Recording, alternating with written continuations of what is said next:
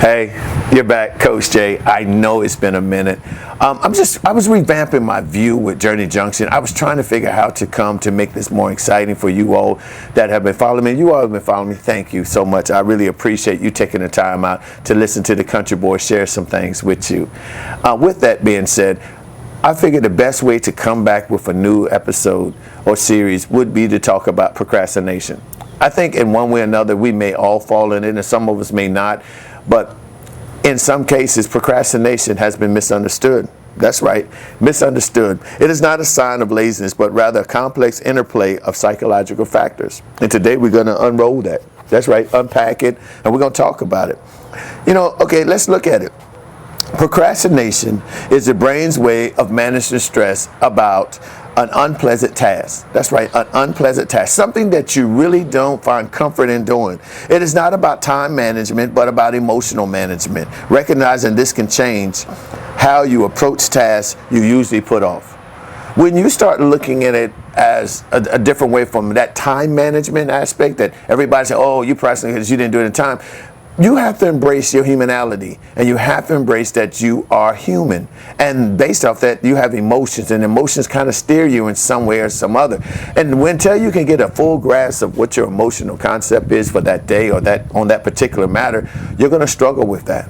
Because we're human, and most of us are driven by our emotions. I mean, I don't care what you said, I got my emotions intact or whatever, but something can pop up and generate a thought that will bring you right back into that place where you're not comfortable anymore. So take that in mind. But from the psychological insight, the fear of failure is a huge trigger. Many procrastinate because they fear the outcome of their efforts might not be perfect. I don't know about you, but sometimes I struggle with the word perfection, and I try to make things out neat. Maybe this is why it takes me so long to revamp and rebrand my podcast, my business, to get more audience participation and viewers, because I want it to be perfect. And I realize that I'm not perfect, but I'm trying to make things as perfect as possible. That's different than not doing it because I'm not having the outcome that I want. It's a difference when I sit there and I just put it off because I want to do it this way, and I want people to see it this way, and this way causes me to put it on the back burner. Now, there's some strategies that we can use to kind of help us adjust to these things. And one of them is prioritizing your tasks. We just use Eisenhower's box technique to sort out tasks of urgent importance. This would help you decide what needs to be implemented, what needs to have immediate attention, and what can wait. In other words, there's a box. Just make 4 boxes in the corner and you tag it to whatever matter you want. You could put need to be done now, I have time to wait, need by tomorrow, future. And you can sit there and write down in each one of those little categories whatever you're facing. So whatever task you have, you can sit there and put in a timetable. Is it something that I have to do now? Is it something that I can wait for tomorrow? And waiting for tomorrow means actually that tomorrow is the time that you're going to address that matter. If it's something that I can address in 2 weeks, that's when I will address it, between now and 2 weeks. And the last thing, something I can do within that month. Now, when you get in that month category, it should be something that you can manage, something that takes other moving pieces to work together in order to solve the problem. It's not should be just that you sit there and say, hey, I'm going to put it on the back burner, I'll get to it when I get to it. And that happens a lot. And we have to be careful about that month block. See, I really try not to get that month block there because a lot of things can happen with that month and would change my whole trajectory of what my timetable that I've established. So when I do mine, I break it down. Can I do it at today? And when I break down my day, I break it down in that same little box. Is this a morning, this a noon, or this an evening project that I can complete?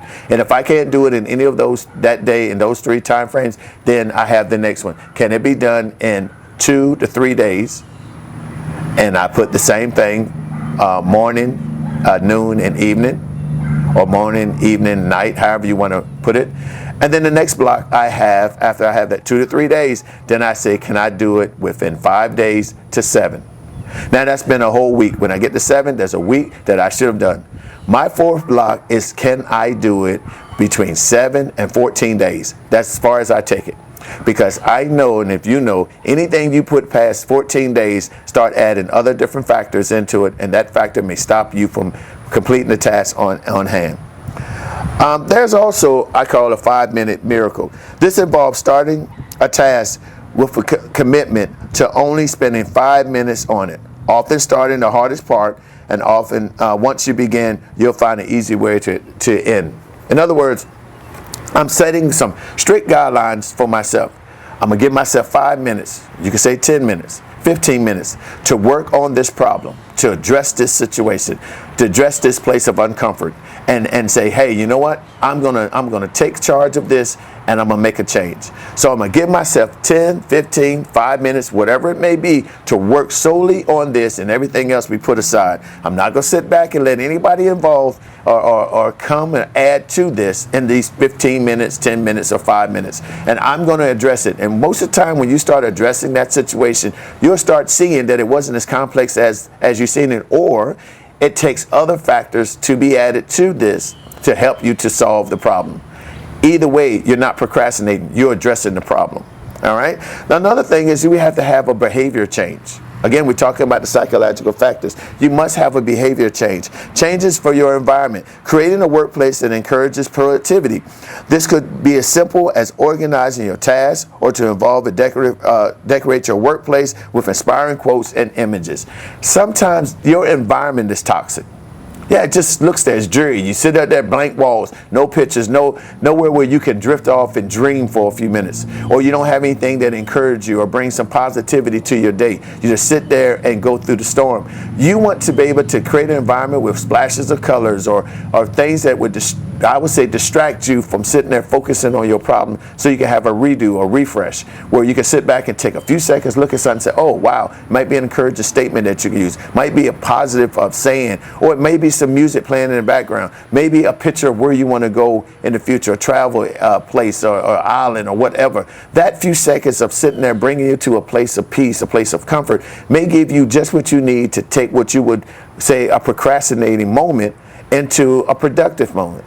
You want to create an environment where you can be productive. And sometimes you have to leave where you are. Take nature walks. Go walk out for a few minutes. Go around the corner. Do it while you're exercising. Leave your room. You know, go wherever you can have a quiet moment for yourself.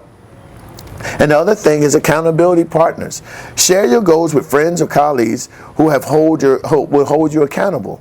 Sometimes knowing someone else is rooted for you will spark you for action.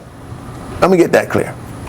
Sometimes surrounding you around people who have your best interests in mind, people that are not going to give you the shortcut, people that's going to say, hey, you need to do this, or people will call you out on your whatever you're not doing and say, hey, let's get motivated, let's get in. But I don't mean it in a negative way. I mean this individual is invested for your success.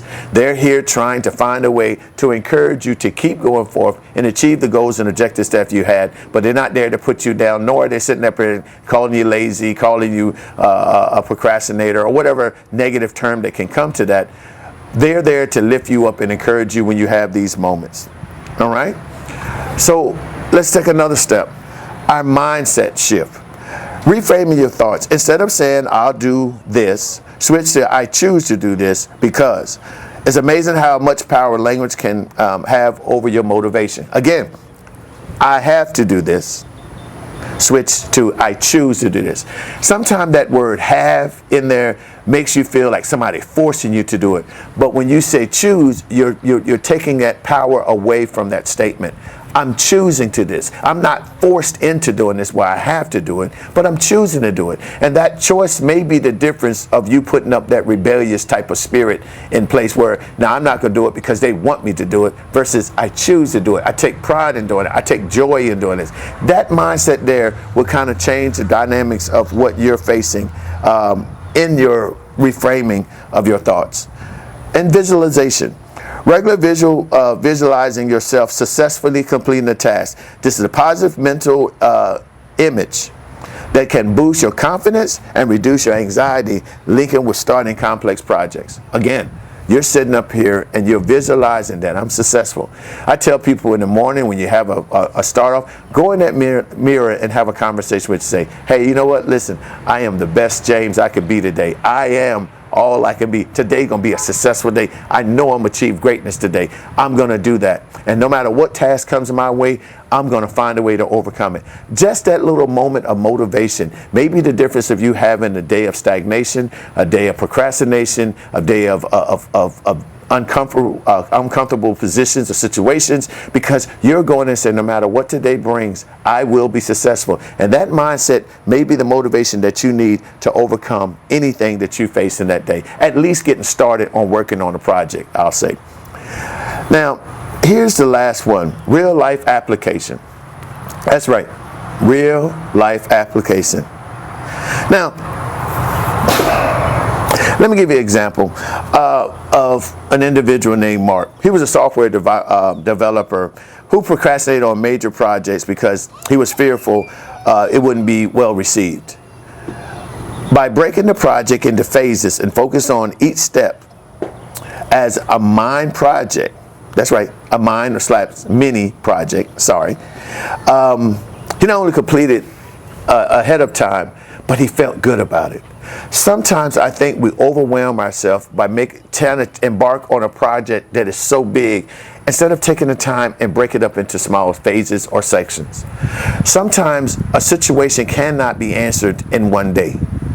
It may have more moving parts, or you need to get yourself in a place where you're mentally ready to dive in deep. And some of you all say, that's why people say I'm procrastinating, because it takes me a while to get there. Okay. As long as you're comfortable with making the decision in the time frame that it takes, then okay. But sometimes we, as those that are labeled as procrastinators, we take one situation and it takes us 4 hours, 4 days, 4 weeks to complete. Why is that? Because we don't really want to do it. We don't want to take ownership for it. We don't want to take accountability. We're still under that precept that I have to do it, versus changing our mindset that I choose to do it. Think on these things that I've shared with you today, and hopefully I brought you a new perspective of looking how you face procrastination. I might not say it's the right way to do things, but it's a thought that maybe that thought will help us to get over some things. Say, this is Coach Jay, and I'm looking forward to talking to you again. Do me a favor while you're here. Go ahead and give me the thumbs up. Appreciate it, because I want to keep on bringing content to you. But go ahead and hit that bell so you can be notified when I have new videos coming out. And please subscribe. That's really great, because I would love to talk to you. And by subscribing, I would love to send you some of my email literature that would help us boost up. I have a lot of little things that I write to encourage people who may be in that procrastination spirit or just don't know how to get a kickstart. I want to be a part of helping you to reach your success. With that being said, you can go to our website at www.onemovementllc.com. Again, onemovementllc.com. And you can see all the things that we offer there on the site that probably could help you, from entrepreneurs to athletes to veterans relocating back to civilization, to civilianship, to whatever it may be to get you jumpstart. We want to be there to help you. So we look forward to talking to you. Until I see you again, have a good one. This is Coach Jay, and I'm out of here.